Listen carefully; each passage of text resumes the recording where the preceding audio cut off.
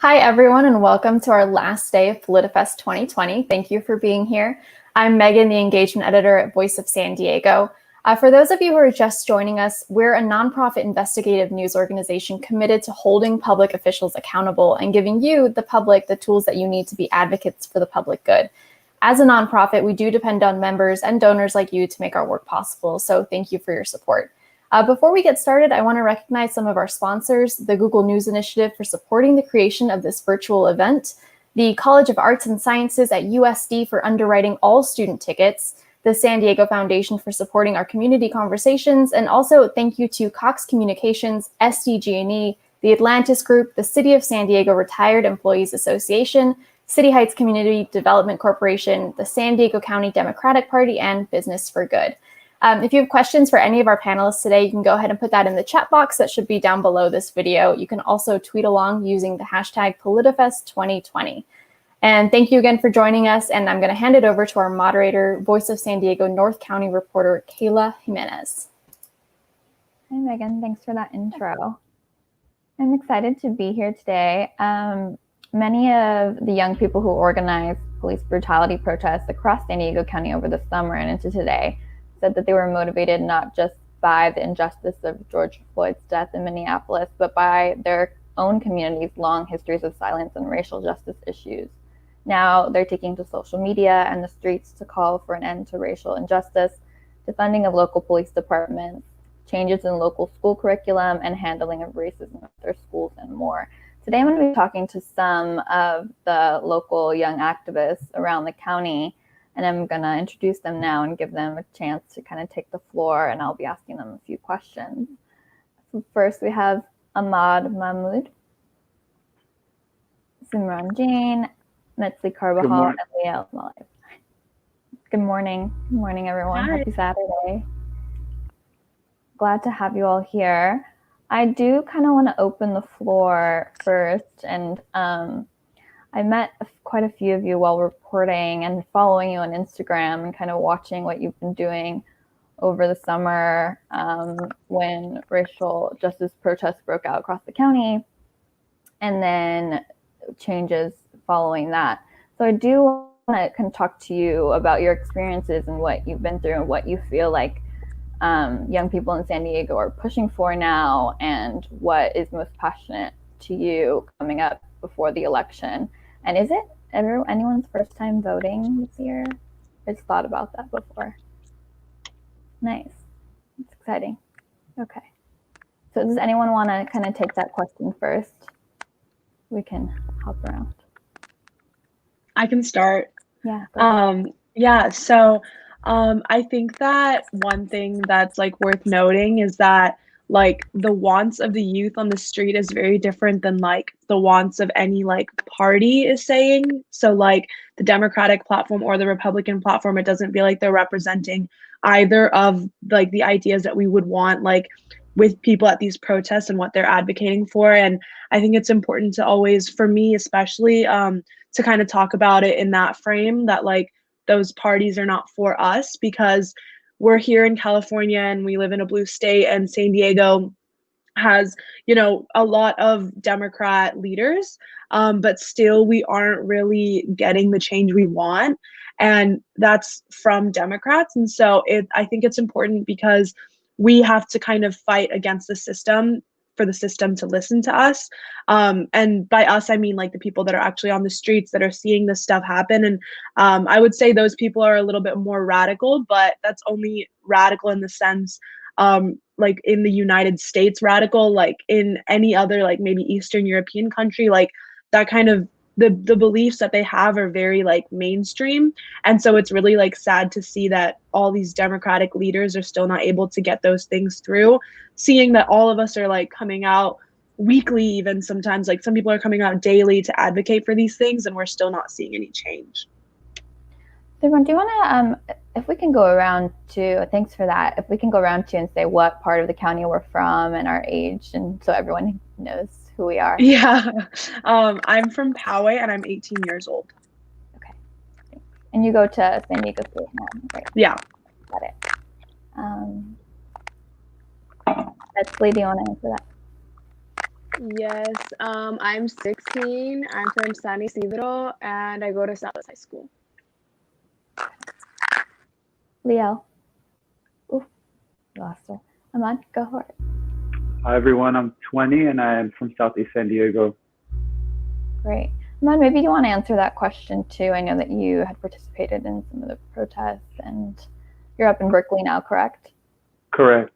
So similar to what Simran has said, obviously everyone, despite their age, has been frustrated recently with the lack of efforts by elected officials to address the issue of policing, not just here in San Diego, but all across the country. We've seen movements from Portland to Minneapolis to Philadelphia to Florida and everywhere, plus more. Here in San Diego, we have a bunch of young people who now are starting to realize the power that they have collectively in numbers, understanding that their voice means more than what we assumed before, and recognizing that if we come together and we organize, that we can create real political change. And so as someone who attended many protests in San Diego, I was really glad to see that young people were the majority of the protesters outside. Majority of them were very young. They were in the youth category. And like Simran has said, we feel as if neither political party's platform today is really serving us and meeting the needs of young people, especially young people of color who are vulnerable and susceptible to police violence. And these are Black and brown kids. And so we organize because we know that we want a better world, and we know that the time is now. Thanks, Ahmad. Leah, glad we have you back. You want to introduce yourself and then kind of help on that? I know you, what's going on in Escondido right now. Hi, my name is Leah. I'm 22. I'm from Escondido. I'm with a group called We the People Escondido. We've done some protests and we do a lot of supporting of like other protests down in San Diego and stuff like that. Our group's currently working on going over the police budgets and trying to get more transparency in that. We've done things like try to do we had 300 public comments to one of the city council meetings rejecting the city budget, and it didn't work. But we're, like they said, a lot of the parties don't actually represent us, and especially in Escondido, it's a very conservative climate here, so it's definitely a lot harder to get things pushed in Escondido. But we're doing stuff like that, like going over the police budgets. we did candlelight vigils and stuff like that, and definitely try to like uplift and heal the community as well. So we're doing a lot of various things. We also kind of work a lot with, or we're trying to work a lot more with like immigrant rights and stuff like that as well. Got it. Great, thanks for the intro. And then Metztli, do you want to introduce yourself? And then I wanted to ask you a question directly because I know you've been pushing for ethnic studies courses at Sweetwater, and then Governor Gavin Newsom just signed down AB 331, which would mandate all California high school students to be taking that course. So do you want to talk a little bit about your efforts and then what's happening now after that announcement this week? For sure. So as for ethnic studies at Sweetwater Union High School District, it's already an approved course by the district, which means that it's honestly left up to the principal and any teacher and student interest at each individual campus. So that's what our push is, because as of right now, only 2 campuses at SUHSD actually provide ethnic studies, one of them being mine and then the other one being Castle Park. We have Olympian set for ethnic studies next year, but last week we set up a week of action where we had a whole like week of action on our Instagram and on the last public comments for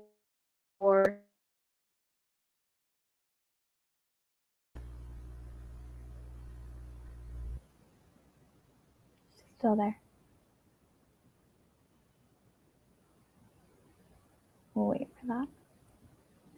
If in the meantime, Simran, I know you've been kind of addressing the same thing about education in schools. If you want to chime in, you're welcome to. I'm just wondering if she's gonna come back. I mean, yeah, it's just the same thing that we've been saying with no party really seems to be in our favor or, you know, fighting for what we want. And it's definitely concerning with Gavin Newsom because he is obviously a Democrat, and like that we've been seeing like calls for Republicans like wanting to recall him, but like stuff like this is what makes us frustrated because we don't really see a reason as to why he did something like that.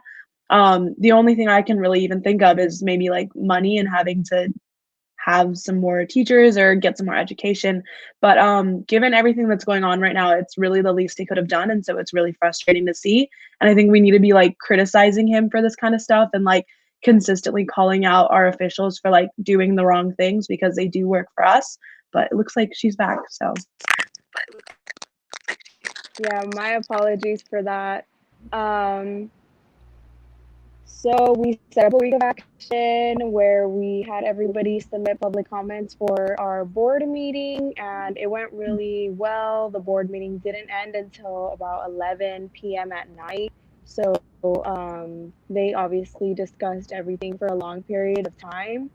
And then as of right now, we're trying to set up teacher trainings to hopefully engage more teachers in wanting to teach ethnic studies, because without a teacher, we can't have a class at the campuses.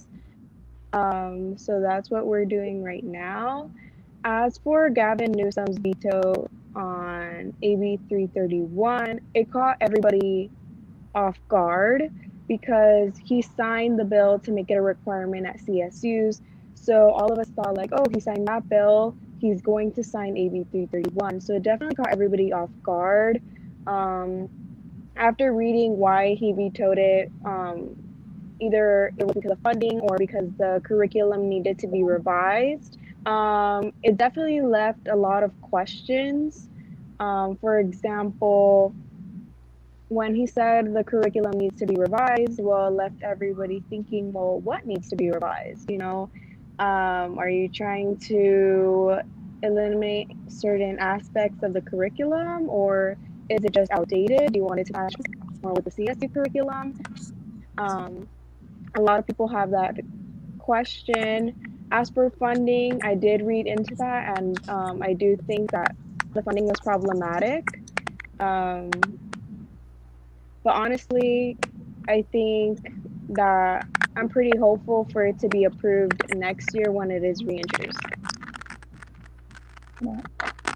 Education has definitely been a big part of the conversation here now, just educating about ethnic studies and Black and Brown history classes. And I'm glad that that's kind of on the forefront. It's something that I've heard from a lot of teens and young people that I've talked to. I do want to talk about this call for defunding of local police departments and where those efforts are coming from, what that pushes for, and what that's looking like now. If Liali, you want to take that one first?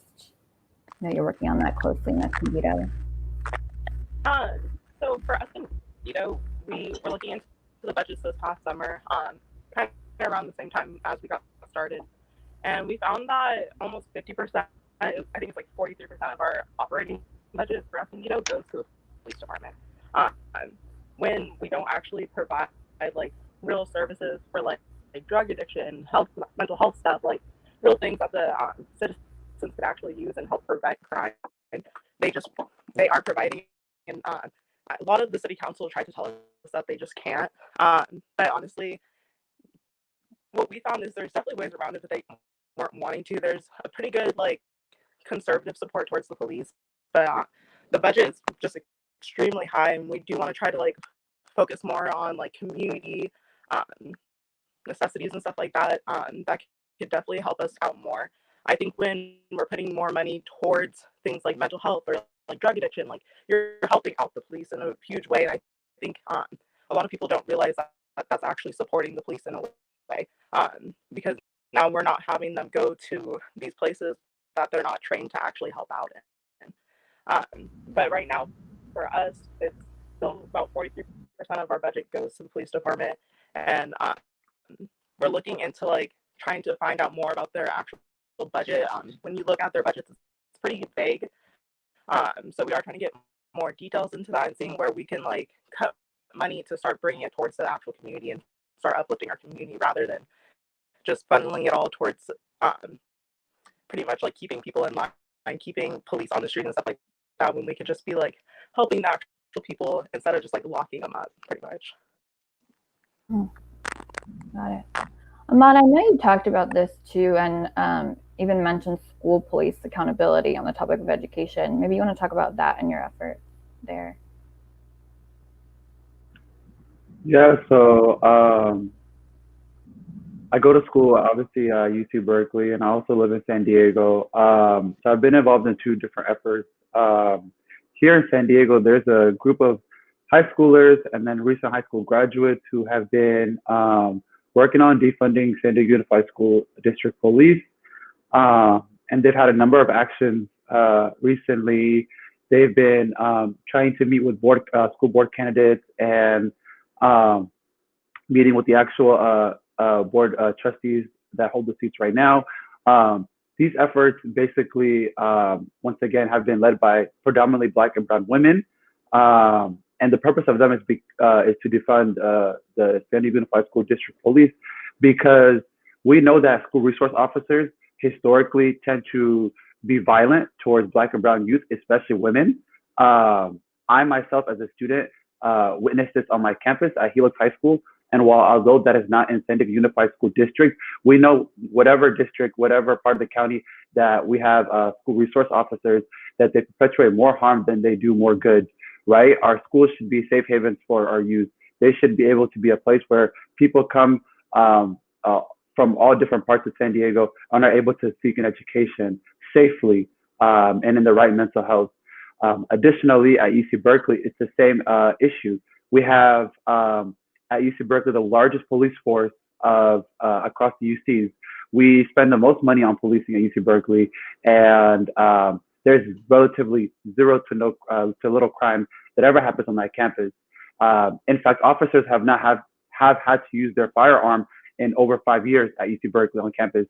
And so this just goes to show you that the necessity of policing is just unnecessary. We don't have adequate funding, community centers. We don't have our student orgs that are funded to the levels they need to be funded in order to do programming. We have students who are struggling without housing. We have students who are facing food insecurity. Just so much issues on campus that the money could be used for different resources. And once again, we know when people's basic human rights needs are met, then we know that they tend to be more successful, right? And so we want to make sure that we're setting up our youth for the most successful world that they possibly can have, whether that is on high school campuses or on college campuses. Young people are getting more involved in local government, and I'm wondering what each of you have seen from your peers and how you've been getting more involved in educating people about their local government and voting. And I know even Metztli, you're too young to vote, so I'm interested to hear how you're involved in that end too. If you want to start, and then we can go around. For sure. Well, given that I'm only 16, and most of my peers are like below the age of 18 or the voting age, really the emphasis is on pre-registering to vote, right? So pre-registered forms are available on my campus at least, if you just ask for them at like the office, usually during November, or like at the beginning of the year. So that's when we really try to push for the pre-registering. There hasn't been any workshops at my school concerning that, but I am a part of California Association of Student Councils, and there we do learn how to implement change in our education system, and a lot of it talks about civic engagement. So there we also learn and talk to other peers across the state about what it means to be engaged in local government, who we can elect by like our vote, certain parliamentary procedures. So that's definitely something very important. And then I just recently applied to Coalesce 4, which is a youth organization that really promotes civic engagement as well. It's nationally recognized. They have partnerships with the College Board and UNA USA.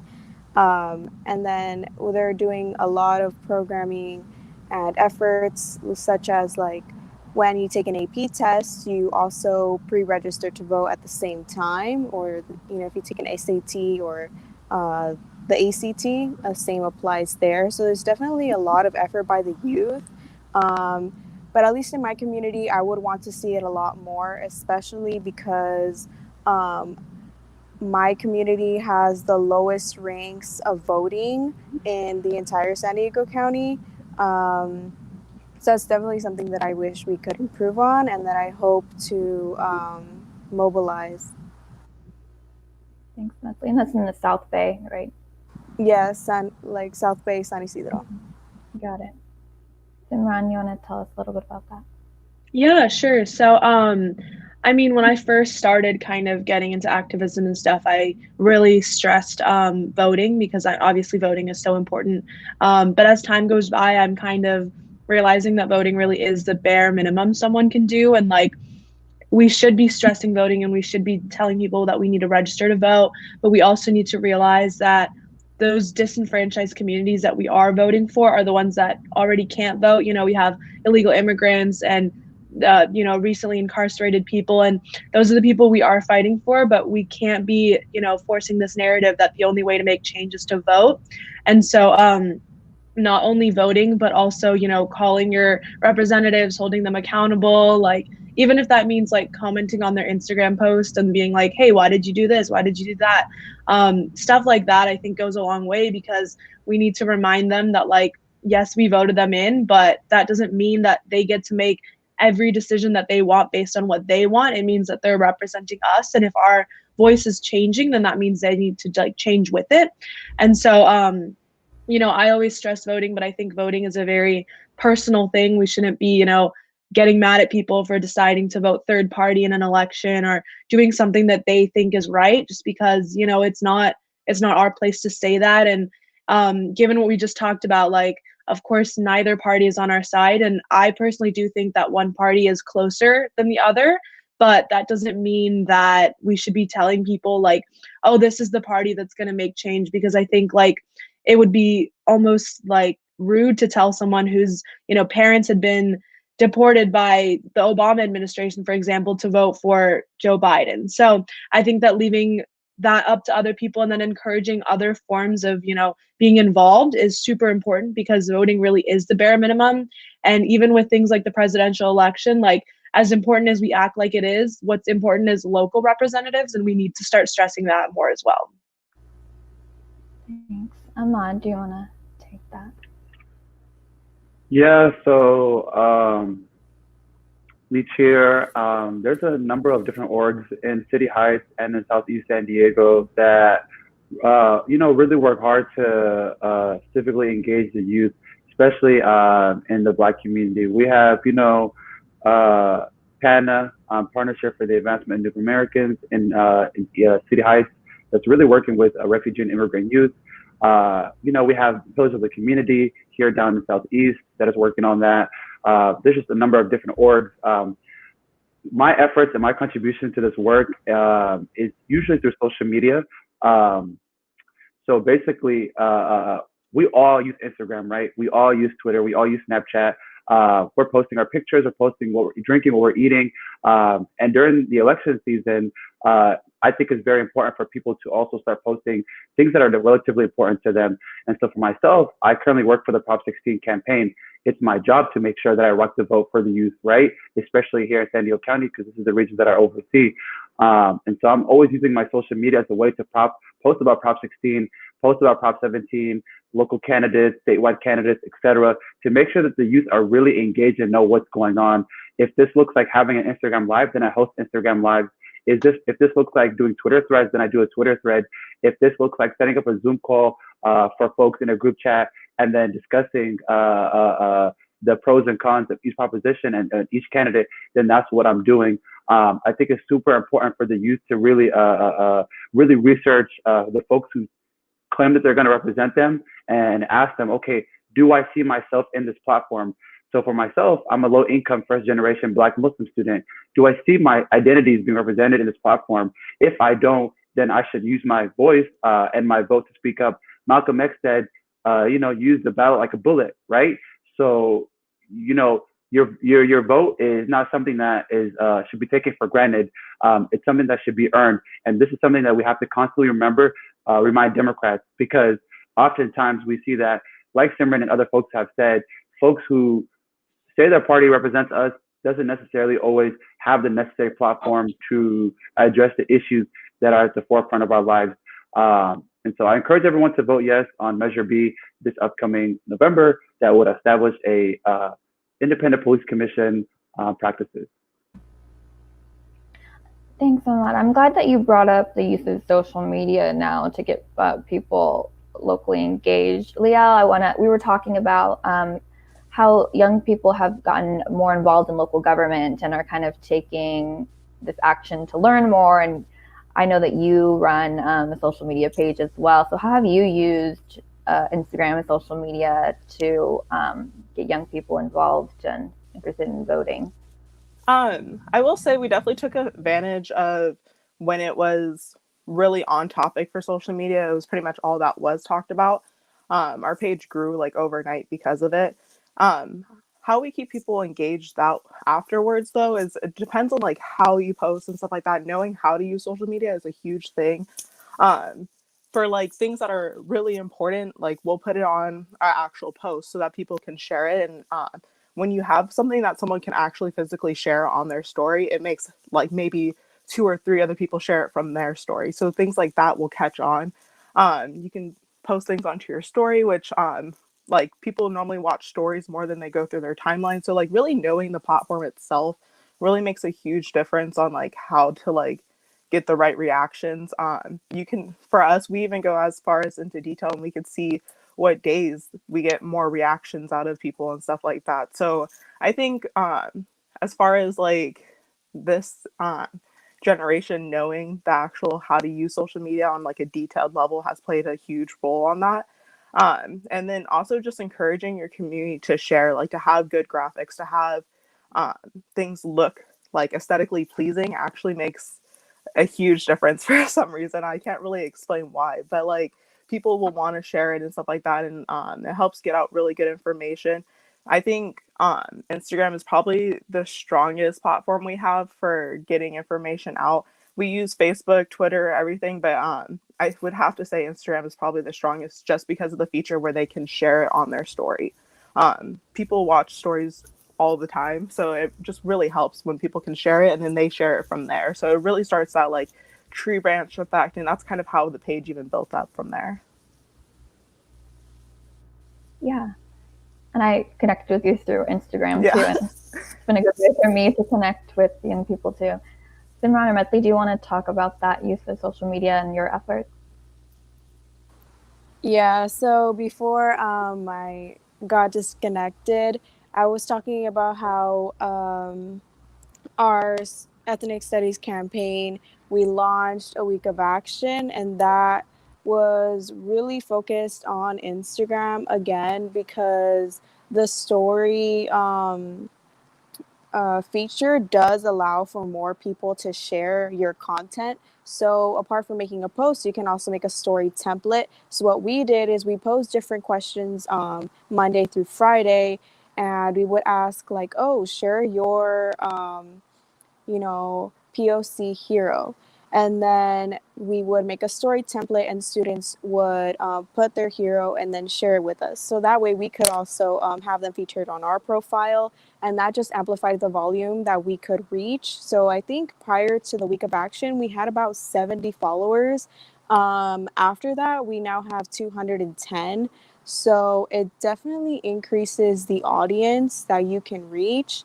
And then especially because, this is a Gen Z conference call or stream. And then the audience that we were targeting are high schoolers because it concerns their district. Instagram is definitely one platform that they use a lot. So, and I think also using the platform that your audience uses. For example, if we wanted to reach, people in the 40s or 50s, we would probably incline to Facebook versus, teenagers, it would either be Snapchat or Instagram. So I think that aspect also helps a lot. And then, especially right now in quarantine, we are trying to keep everybody safe, and, being somewhere physically isn't necessarily possible for everybody, especially in my community where South Bay has really high COVID rates. Carrying everything out through social media definitely helps amplify the motives and objectives of our campaign. Thanks, Metztli. Simran, did you want to add anything to that? Yeah, I think that social media has been so critical in even kickstarting the movement. Obviously, this movement has been here for a long time, but things like George Floyd's death, like those things were amplified because of social media. And whether obviously, I don't think that showing Black death on social media is a good thing. It cannot be denied that is the reason that it went so high, because everyone was on their phone, stuck at home, and this was just going like viral pretty much. So I think that understanding that that's how we carry movements right now is very important, because we can't go put up posters, we can't go hold signs and say like, oh, we have an event coming up. And so as somebody else had said was Facebook is a little bit of a weirder platform just because it is older people, and so sometimes we don't necessarily target older people. But for me, I know the last 3 times I've gone on Facebook was simply just to post a protest to allies that I knew were already in my community. And so posting to Poway moms or something, that's something I would go to Facebook for. But if I was doing a protest and I wanted to go and make sure everybody saw it, I would first post it on my story, and then I would contact all the different protest accounts and I would let them know here it is. And then I would go contact my friends that were in that area and be like, hey, can you repost this?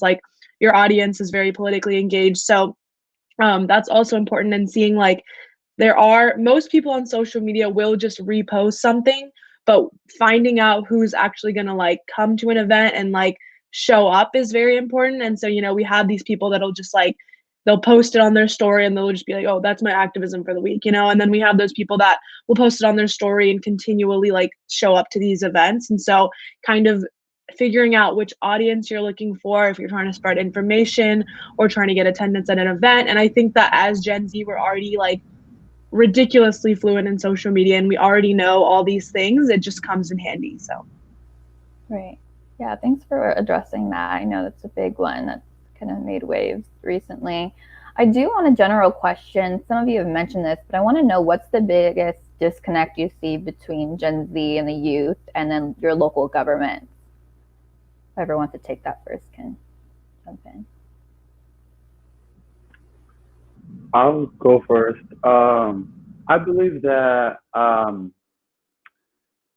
local government, or just any government in particular sector, the folks that are in these positions, holding these seats, forget that the youth too are aware of their surroundings, right?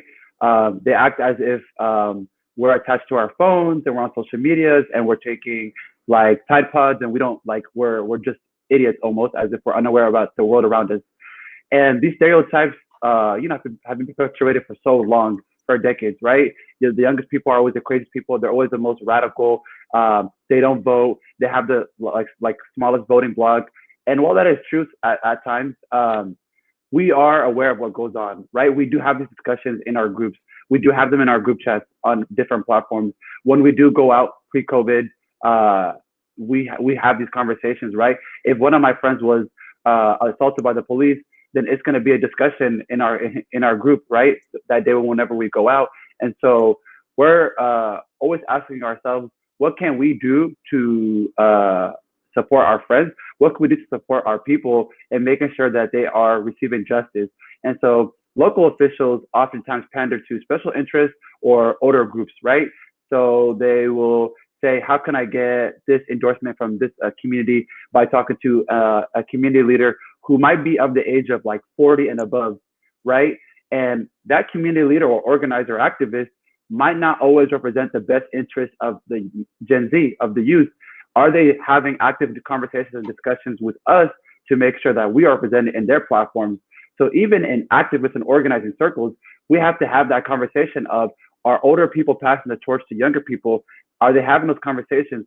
Are they asking for our input and allowing us to have a say in our futures as well? And so it's important for local officials to be reminded that we too also can vote, especially on local things that we know affect us directly. So our city council members, our mayors, school board candidates, our district attorney, etc.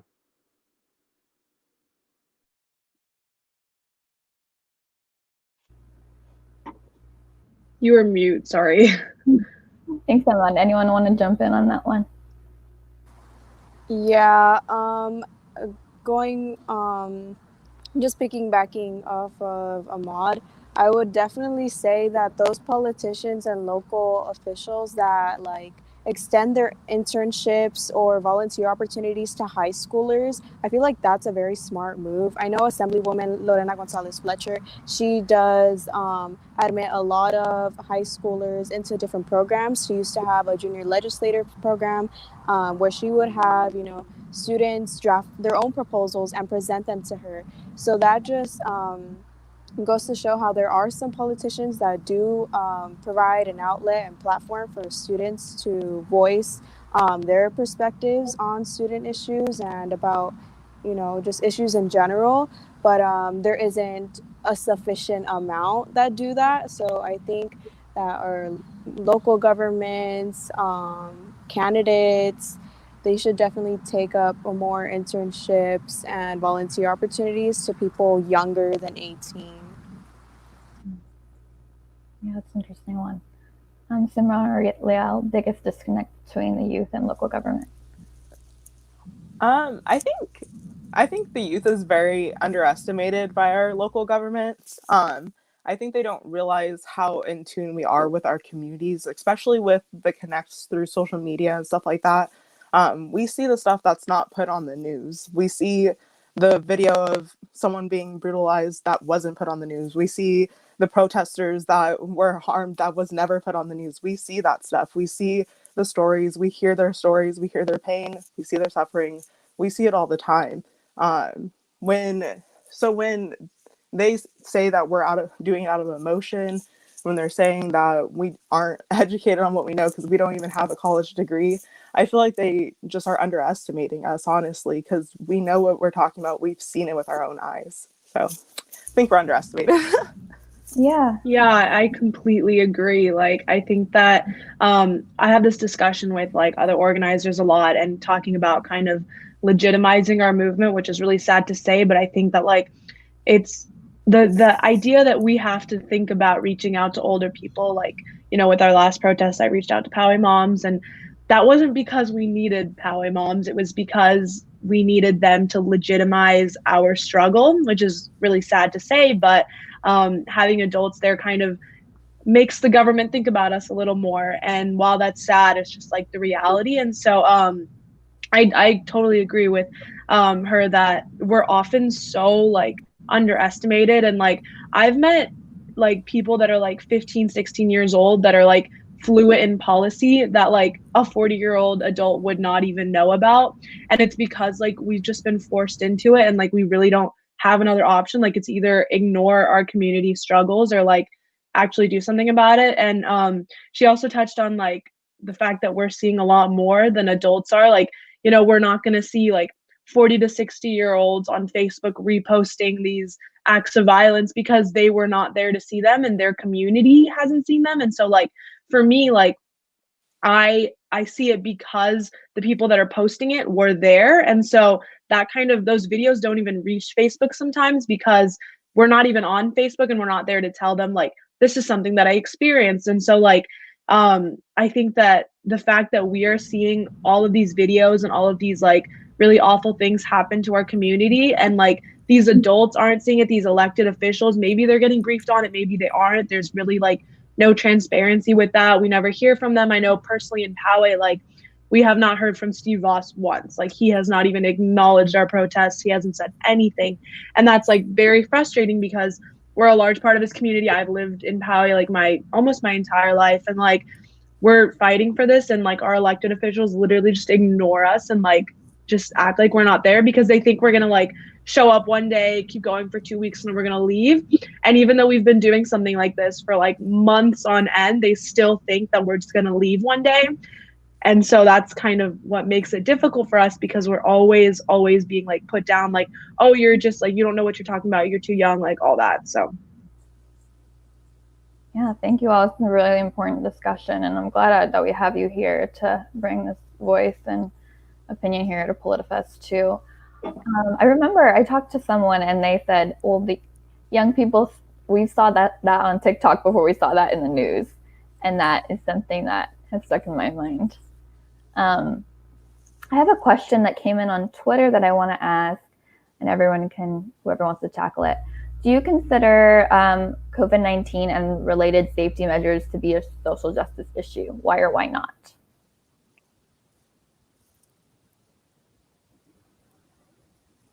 I'll go ahead and go. I mean, it definitely is affecting our BIPOC communities way harder than other communities. So in a way, yes, but it also kind of falls under this umbrella problem where we just aren't getting the right services. We aren't getting the right things from our government to take care of our people.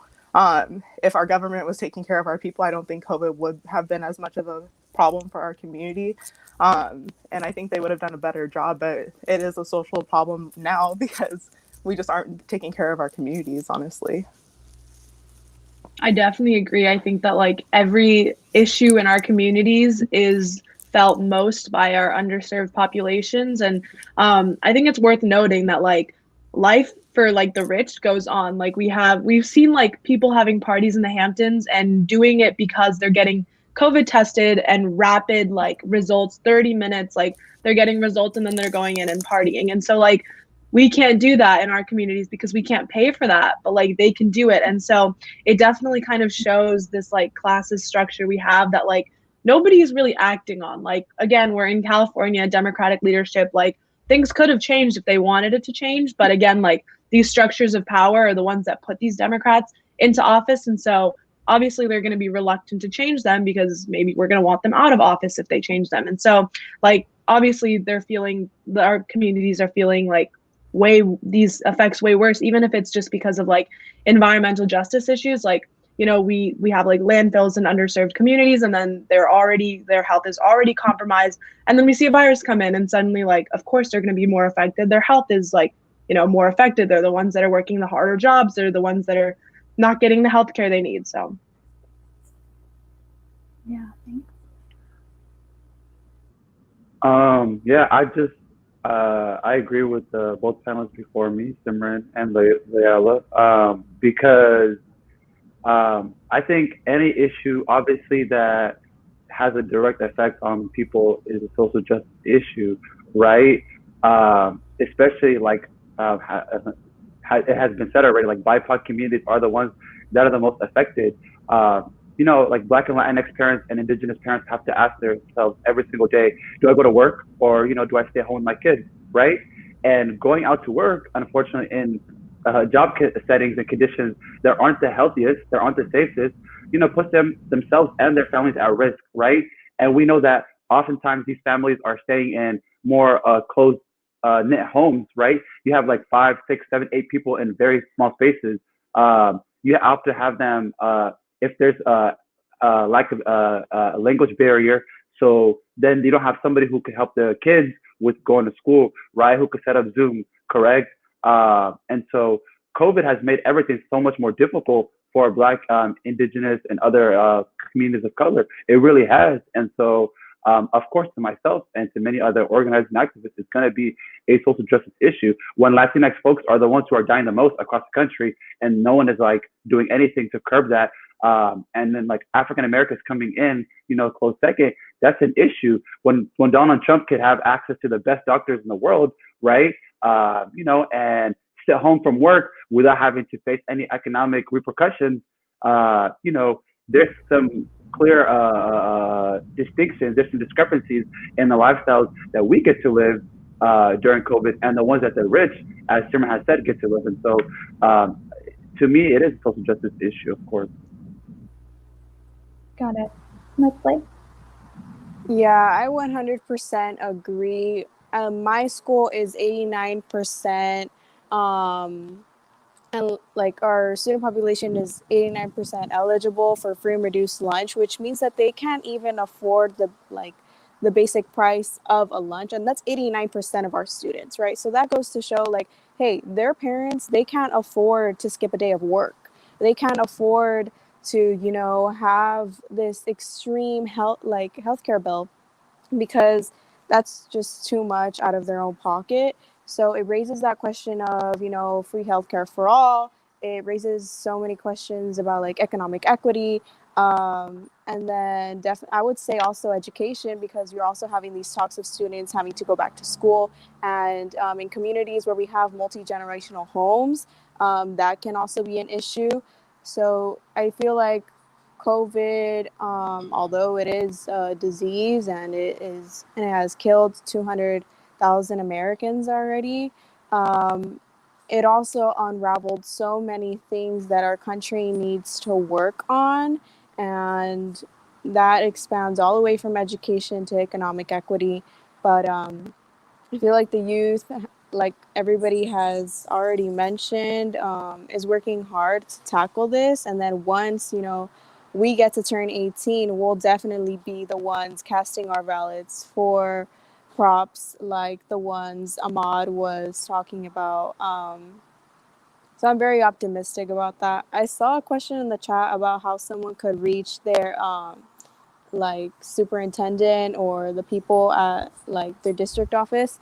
Well, usually every single district does have a student board member, and they do get to attend all of the meetings that the district puts on. They do have direct contacts with the district.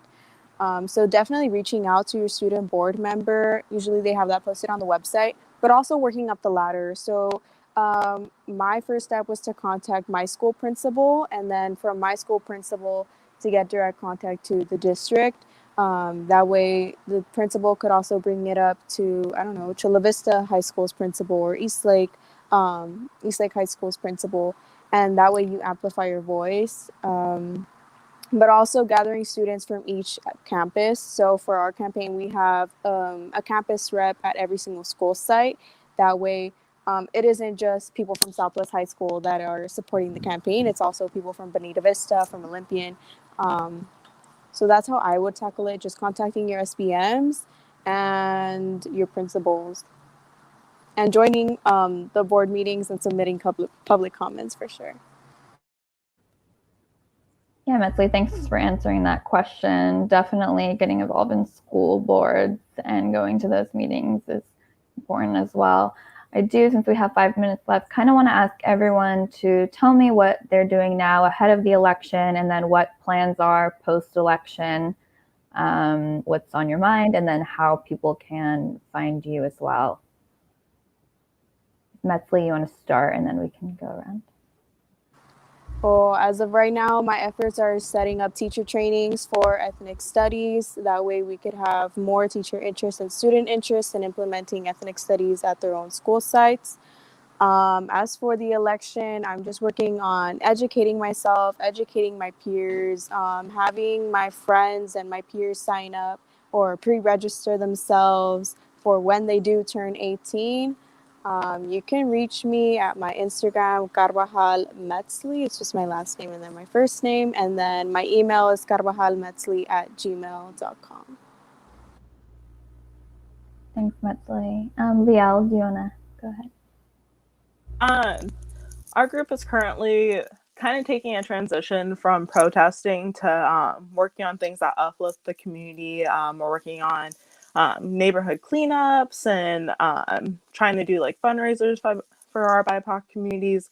We're looking over the police budget since our city budget was approved and they still got 43% of the budget. We are trying to look into exactly what they're using that money for and ways that we could save money and move it towards the citizens and see how that goes.